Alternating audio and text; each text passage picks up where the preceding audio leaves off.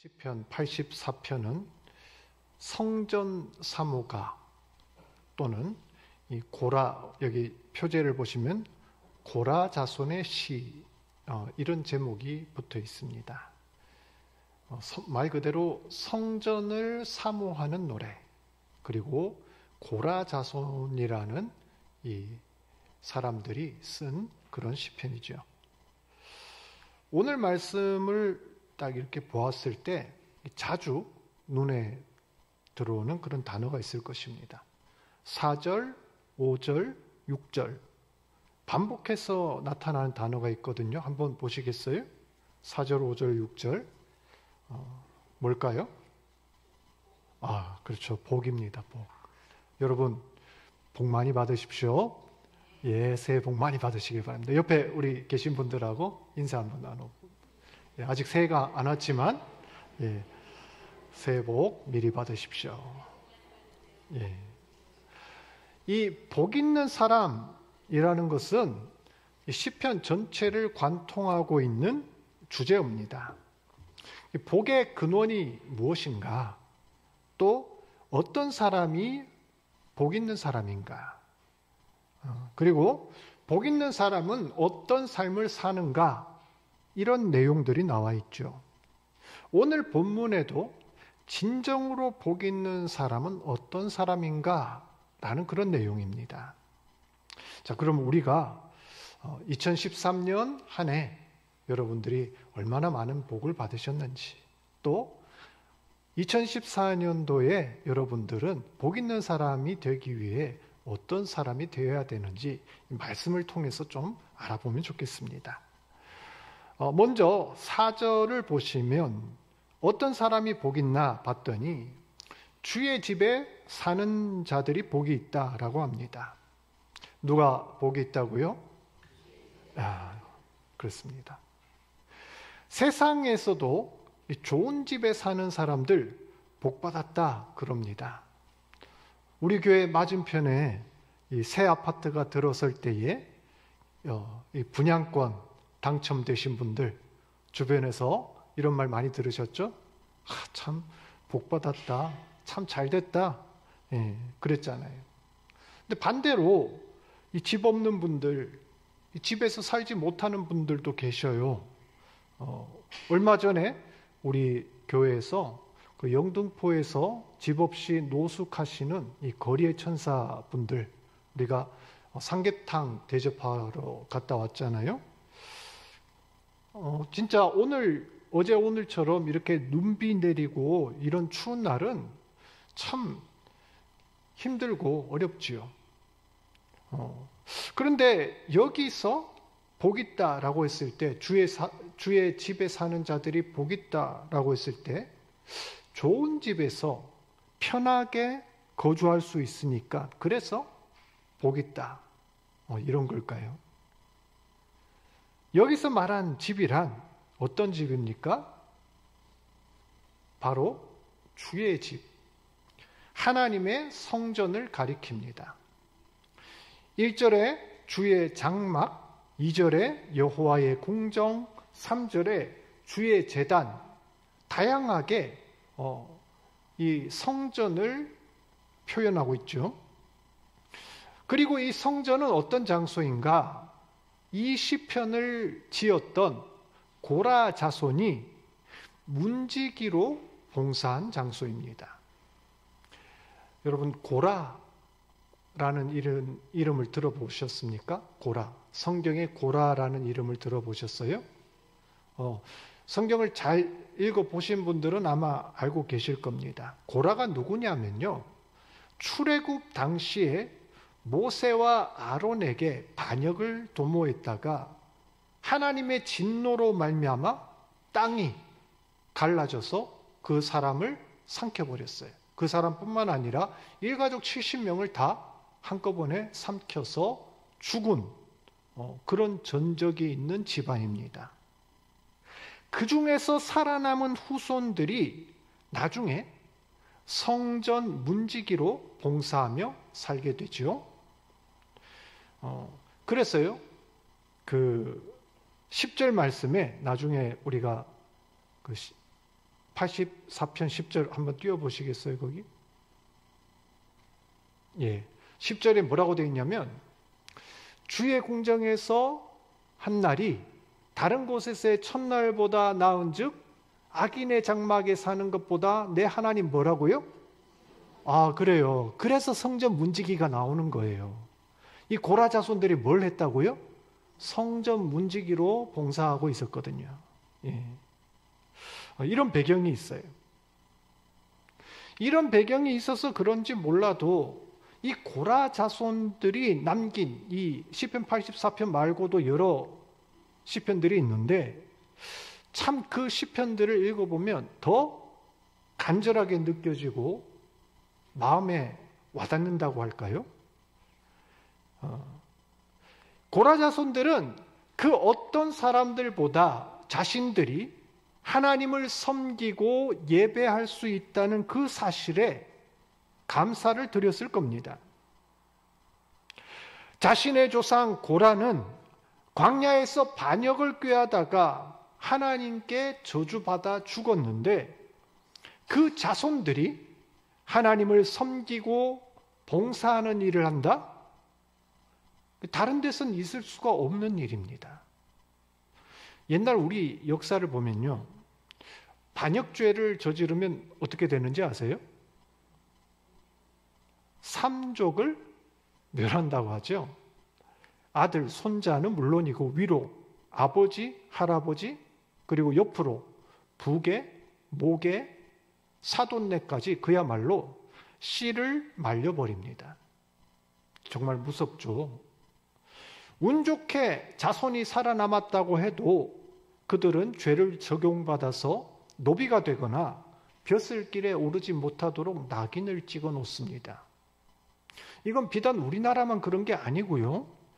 세계 어디를 봐도 이 연저죄가 존재하고 있었습니다.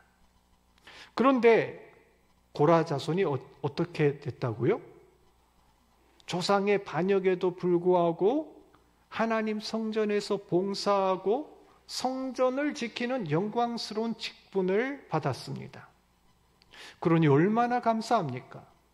하나님 집에서 쫓겨나 죽어 마땅할 반역자의 자손인데 누구보다 하나님을 가까이 섬길 기회를 얻었으니 이 얼마나 귀한 은혜입니까? 그래서 시인은 고백을 합니다.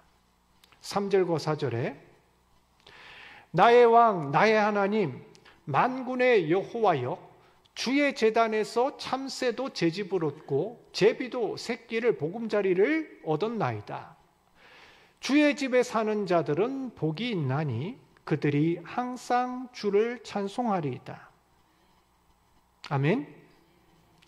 풀어서 말하면 하나님, 참새보다도 제비보다도 못한 저희 죄인들이 하나님 집에서 살 수 있도록 해주시니 감사합니다. 하나님의 성전에서 우리가 봉사할 수 있다는 사실만으로 우리는 복받은 사람들입니다. 지금 이렇게 고백하는 거예요. 우리도 마찬가지입니다. 우리도 하나님 보시기에 고라보다 나을 것 없는 죄인입니다. 하나님의 집에 들 자격이 없었던 사람들이에요. 그럼에도 불구하고 하나님의 은혜로 구원받고 지금 여러분들 이 하나님의 전에서 예배 드릴 수 있는 것, 귀한 직분 받아서 교회에서 사역하고 봉사할 수 있는 것, 얼마나 복되고 귀한 일인지 모릅니다.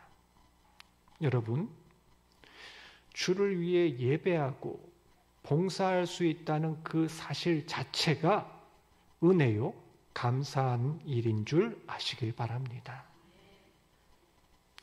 또 이 시편을 연구하는 많은 학자들이 이 시편은 아마도 고라 자손이 성전을 떠난 시기, 더 이상 성전에서 봉사할 수 없던 환경에서 성전을 그리워하며 성전을 사모하며 썼던 시다, 이렇게 추정을 하죠. 레위인이라고 해서 무조건 성전에 상주했던 것은 아닙니다. 절기를 따라서 또 순번을 따라서 번갈아 가면서 이 예루살렘 성전으로 올라왔습니다. 그런데 자칫 무슨 일이 터지거나 정세가 불안해진다던가 이러면 이 지방에 있던 레위인은 예루살렘 성전에 올라오지 못하는 거예요. 그러면 애끓는 마음으로 성전을 바라보며 이제나 저제나 그렇게 쳐다볼 수밖에 없는 그런 상황이 됩니다. 어떤 사람들은 이 시편이 유다 말에 바벨론이 침공해서 예루살렘 성전이 무너진 다음 쓰여졌다 이렇게 보기도 합니다. 어찌됐든 이 시편 84편은 하나님의 집 성전을 사모하며 다시금 하나님을 향한 예배와 또 그 신앙이 회복되기를 간절히 구하는 그런 마음이 담긴 시편이지요. 우리 성도 여러분은 그런 경험이 없을까요? 주일날 교회 가서 예배를 드리고 싶은데 피치 못할 어떤 사정 때문에 나올 수 없는 그런 경우, 그 답답함과 사모함 여러분 경험한 적이 있으십니까? 아마 몇 년 전에 얼마 전에 코로나 상황 때 다들 그런 경험이 있을 것 같아요. 그때 정말 우리 교역자 몇 명과 20명 이하의 교회 직원들만 예배 드린 적이 있어요. 여기 아무도 없이. 그리고 다들 어떻게 했어요? 집에서 온라인으로 예배 드렸잖아요. 그때 얼마나 우리 마음이 불붙는 것 같았습니까? 얼마나 답답하였습니까? 지금도 우리 주변에 그런 분들 계세요. 정말 교회에 나와서 주일날 목사님 설교 말씀 듣고 싶은데 거동을 못해서 또 피치 못할 그런 사정 때문에 교회 못 나오는 분들 계시죠. 얼마나 힘들까요? 저도 그런 경험이 있습니다. 제가 군대를 좀 특수한 데 있었어요. 그래서 맡은 임무가 24시간 상시 대기를 해야 되는 그런 일이었습니다. 그런데 원래 이것도 돌아가면서 하는 게 이제 거기에 그 직책을 가진 사람들이 돌아가면서 하는 게 상식인데 제가 군대 갈 때만 해도 상식이 통하지 않던 그런 시절이거든요. 그래서 이 짬밥이 안 된다고 그러죠. 짬밥이 안 되고 계급이 안 되면 이 쫄병들은 항상 일요일 휴일을 고정으로 그 시간에 당직을 서야 돼요. 그래서 거의 한 1년간을 교회를 못 나간 것 같습니다. 제가 이제 어느 정도 계급이 오르고 그 뒤에는 이제 물론 갈 수 있었죠. 그때 얼마나 교회 가고 싶던지요. 그래서 제가 고참 돼서는요 그런 거 없애버렸어요. 무조건 교회 예배 드리는 사람은 1병이든 2병이든 무조건 간다. 그리고 제가 다 데리고 갔죠. 근데 그때 평소에 드리던 그 일상이었던 예배가 얼마나 그립고 또 소중한지를 그제서야 알게 되었습니다.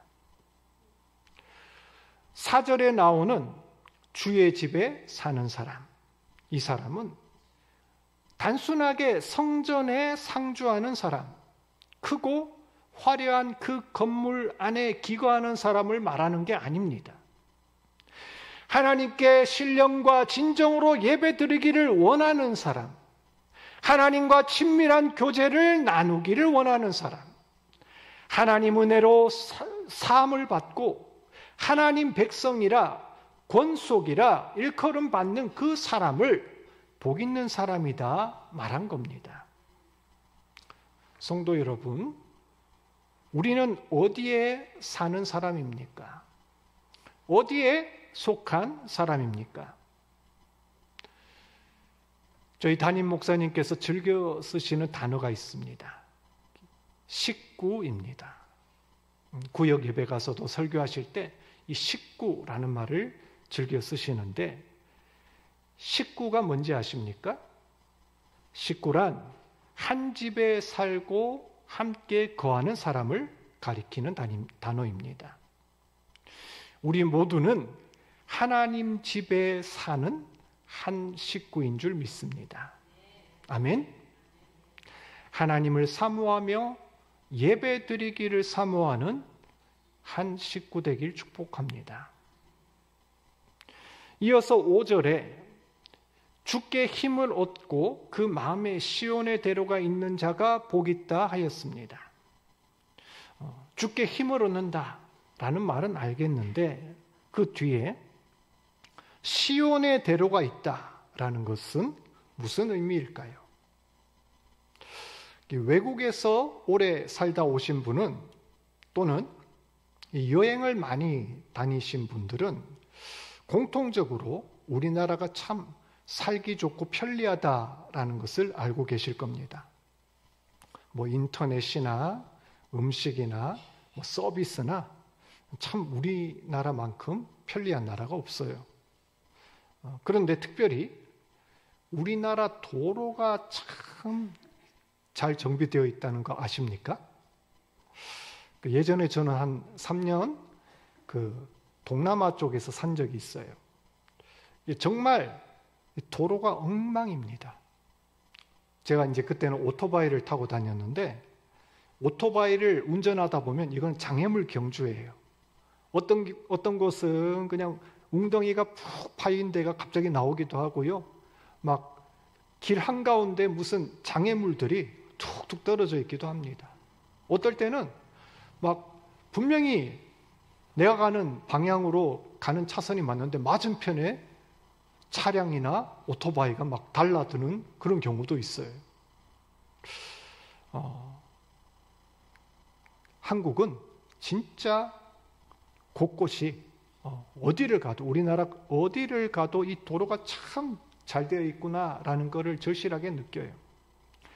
근데 이 다른 나라, 동남아나 이런 데 말고 선진국이라는 나라들도 이야기를 들어보면 우리 한국만큼 그렇게 도로가 잘 보수되고 관리되는 나라가 많지가 않다고 하더라고요.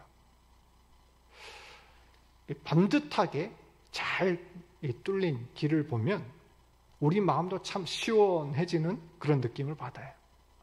반대로 좁고 꽉 막힌 길, 꾸불꾸불하고 어지러운 길을 보면은 마음이 답답해지면서 야, 저 길을 어떻게 지나가나 이런 걱정을 하게 됩니다.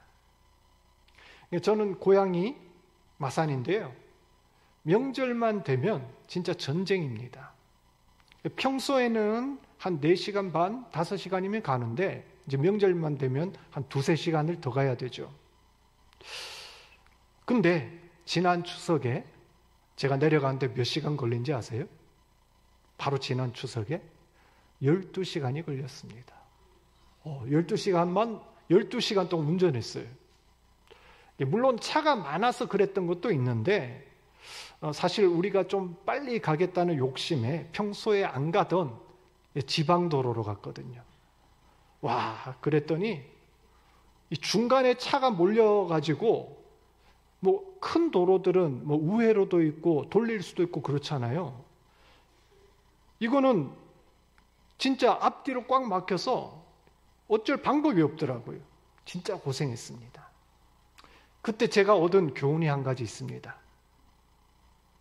그 교훈이 뭐냐? 군자는 대로 행이라.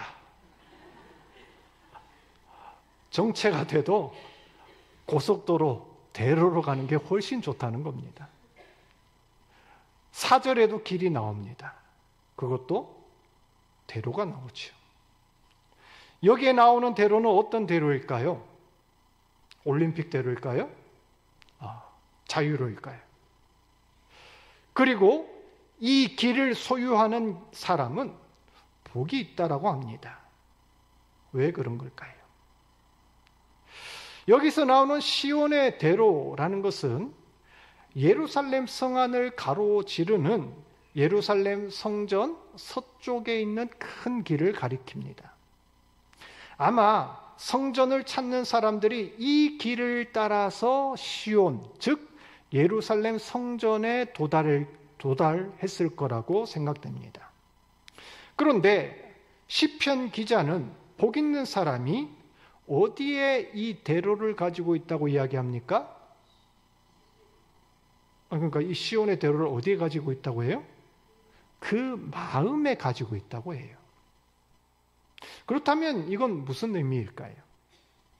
마음속에 성소를 향한 그 길, 하나님과 통하는 그 길이 뻥 뚫린 사람이 복이 있다라는 겁니다.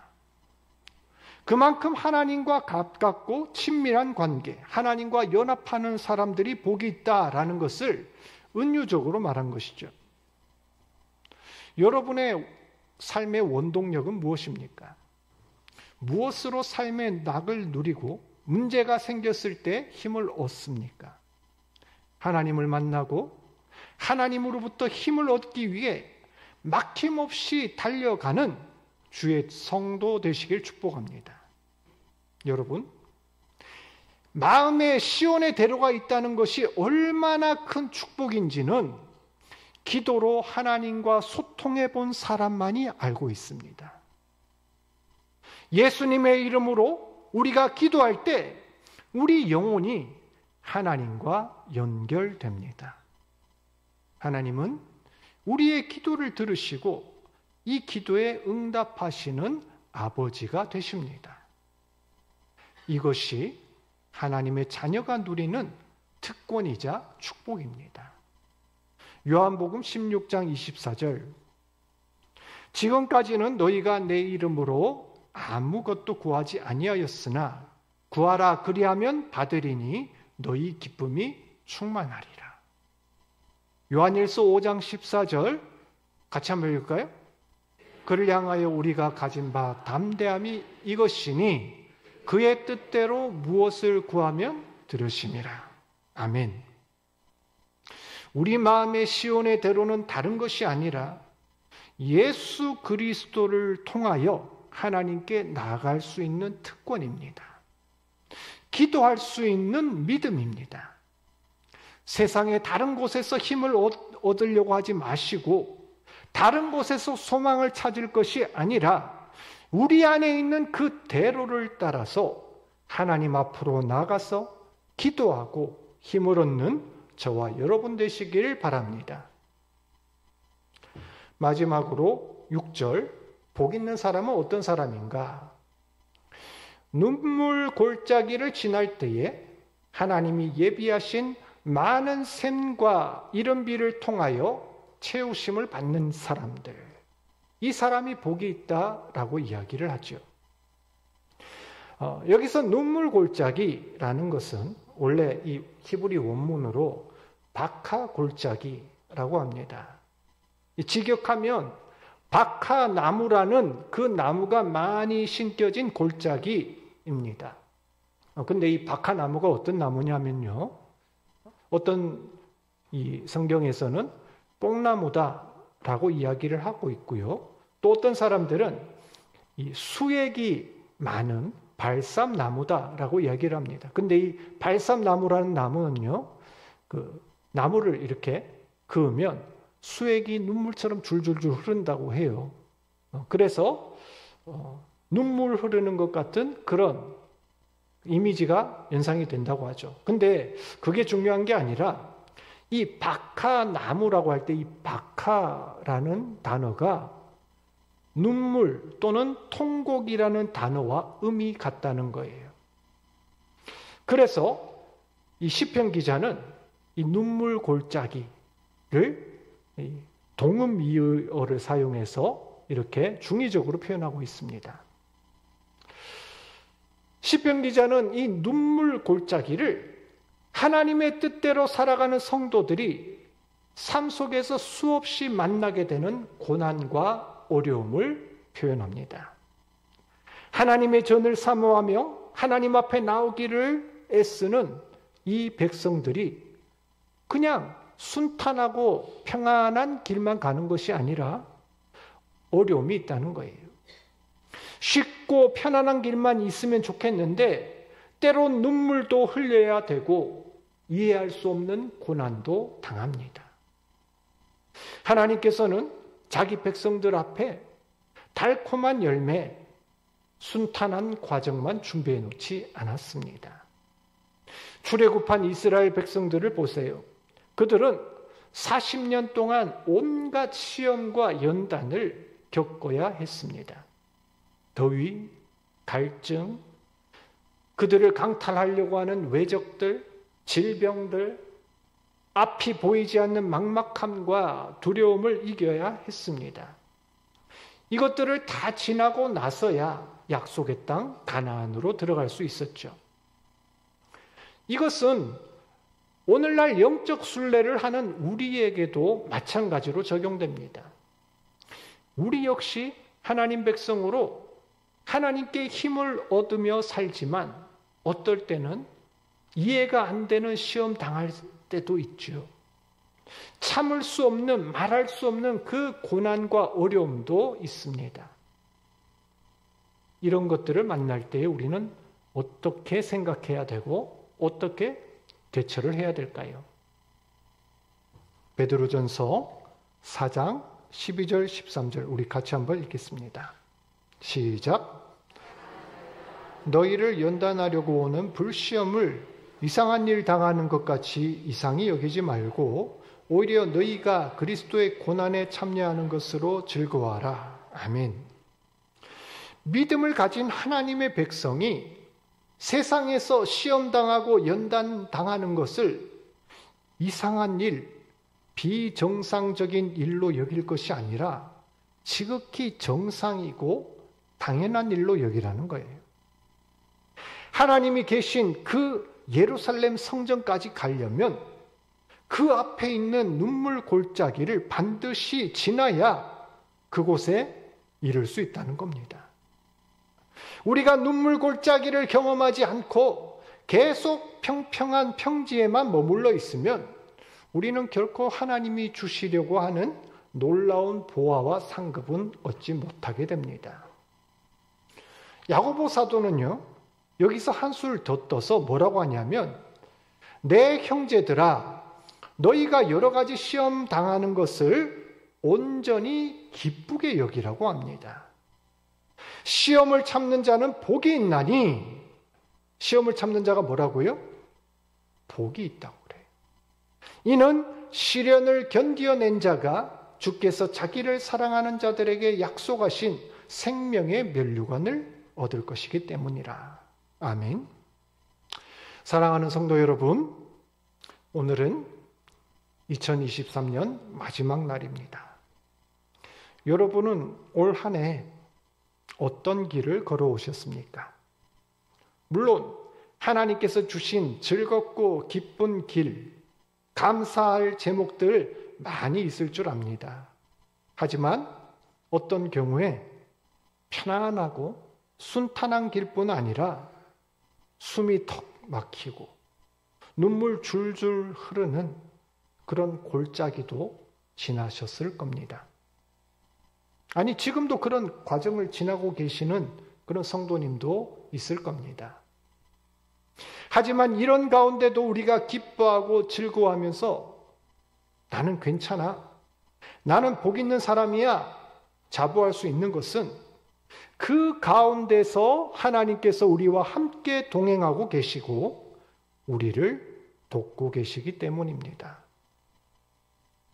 6절 후반부를 한번 보십시오. 뭐라고 나옵니까?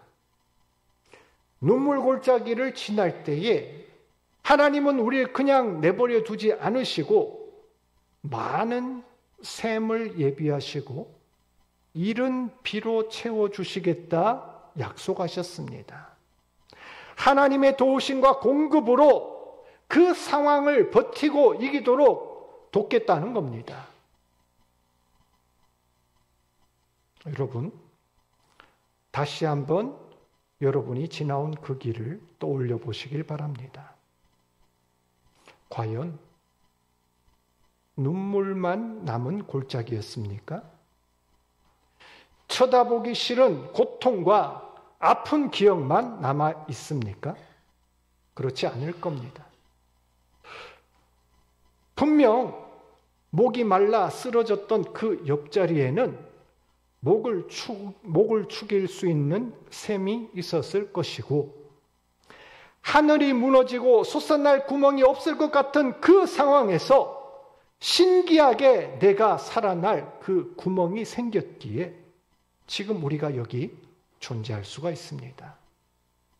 바로 하나님이 살려주셨기 때문입니다.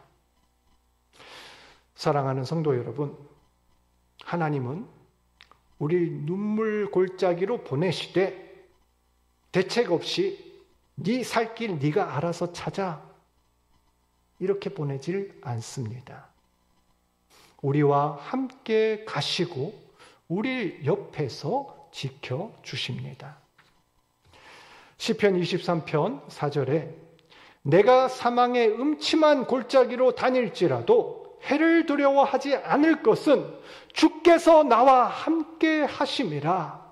주의 지팡이와 막대기가 나를 안위하시나이다 하였습니다. 고린도전서 10장 13절에 사람이 감당할 시험 밖에는 너희가 당한 것이 없나니 오직 하나님은 미쁘사 너희가 감당하지 못할 시험 당함을 허락하지 아니하시고 시험 당할 즈음에 또한 피할 길을 내사 너희로 능히 감당하게 하시느니라 하였습니다. 아멘. 이것이 하나님께서 우리를 단련시키는 방법입니다. 또한 이것이 하나님께서 우리에게 복 주시는 방법입니다.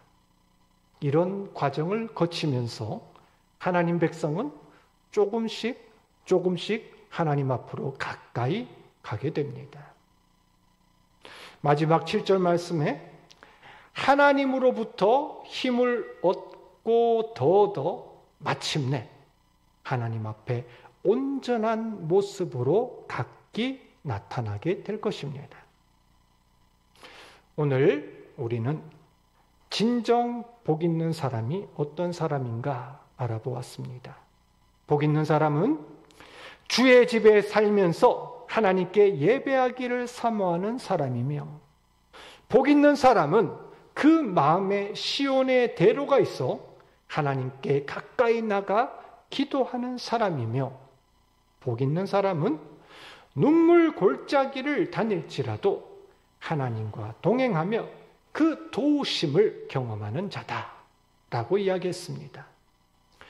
2023년을 돌아보며 한 해를 마무리하는 지금 우리 성도님들의 삶이 복되기를 원하며 내년에도 하나님과 동행하여 더 가까이 나가는 자들 되시길 주의 이름으로 축복합니다.